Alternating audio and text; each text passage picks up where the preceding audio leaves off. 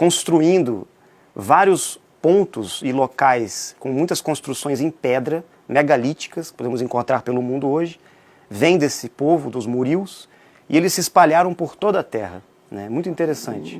E temos evidências disso. Quer dizer que deixaram um legado bastante vasto. Exato. E que agora começa a aflorar, começa a haver o interesse nosso. Sim, pelo que parece, a capital do mundo, o centro dessa civilização era na Amazônia. Por isso foi chamado de Ratanabá, a capital do mundo. Quer dizer, dos reinos para o mundo. Sim, porque haviam vários pontos, né, como se fosse um grande império, vários reinos espalhados pelo mundo todo. E Ratanabá era o centro dessa civilização.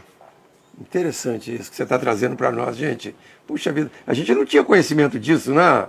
Muito obrigado, Rafael. Você está trazendo isso para a gente. Nós viemos a descobrir que algumas das construções que nós conhecemos como os fortes escalonados, construções escalonadas como pirâmides e alguns fortes, como existe no Forte Príncipe da Beira, né, em Rondônia, em Costa Marques, na Rondônia, esses fortes têm um formato de estrela. Eles têm umas pontas assim, e eles estão espalhados pelo mundo todo.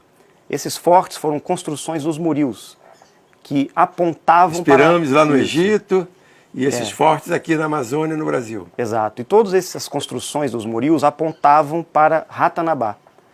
Inclusive, havia uma trilha, né, um caminho viário, que foi construído também pelos Murios, que percorria todo o planeta, que é conhecido pelos povos antigos e por alguns pesquisadores como o Caminho de Peabiru. Pesquisem sobre isso. Caminho de Peabiru. Exato. Já se ouviu falar muito também, né? E é alvo de pesquisas de Dáquila. Sim. Inclusive, nós temos uma base de pesquisa em São Paulo, no qual esse Caminho de Peabiru, parte dele, passa por lá. Passa lá em São Paulo. Exato. Temos muitas evidências e comprovações disso. E segue para a Amazônia. Ele vem de lá. Segundo os historiadores, os pesquisadores, esse Caminho de Peabiru leva para os Andes. Mas nós sabemos que, na verdade, ele leva para Ratanabá. Inclusive, não apenas caminhos na superfície da Terra eram construídos por eles, mas existem também caminhos subterrâneos, entradas subterrâneas em várias partes do mundo, né? E túneis que levavam também para Ratanabá, interligando vários países. Muito interessante mesmo. Isso aí, você está nos levando a gente concluir, Rafael, que Ratanabá era o centro do mundo. Sim, e é interessante porque a gente acha que a gente sabe alguma coisa da nossa história. A história do Brasil, né? Dizem que foi descoberta em 1500. Sim, de fato, houve uma descoberta, mas o que havia aqui? A história do Brasil é muito mais antiga do que a gente imagina. Aliás, a história da humanidade é muito mais antiga. O conhecimento está completamente distorcido e manipulado. E o nosso esforço em Dáquila é buscar este conhecimento... Esse conhecimento é verdadeiro, né? Que foi perdido e que está aí, espalhado pelo mundo em fragmentos ainda desconexos, né?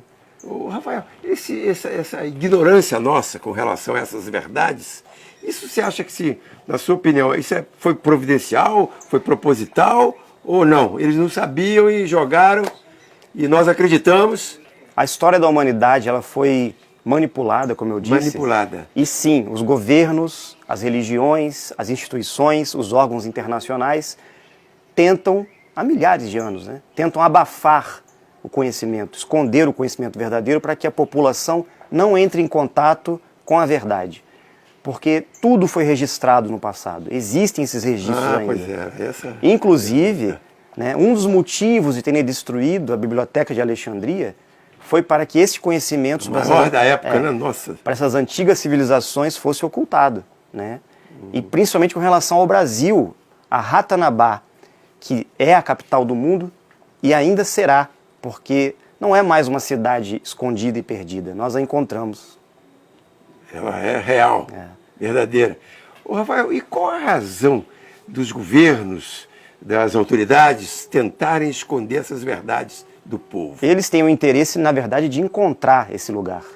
Estão buscando também. Inclusive, criaram as ONGs, os órgãos internacionais estão criando meios, há muitos anos já, mecanismos de invadir o Brasil e tomar posse destas terras, que aparentemente são terras indígenas, quilombolas e outras assim, justamente para preservar esses locais, porque eles têm interesse de explorar esses locais e encontrar os caminhos que levam para essa civilização perdida, que está, de fato, escondida na Amazônia. Ah, E eles tentam Uai, seu app de vídeos curtos.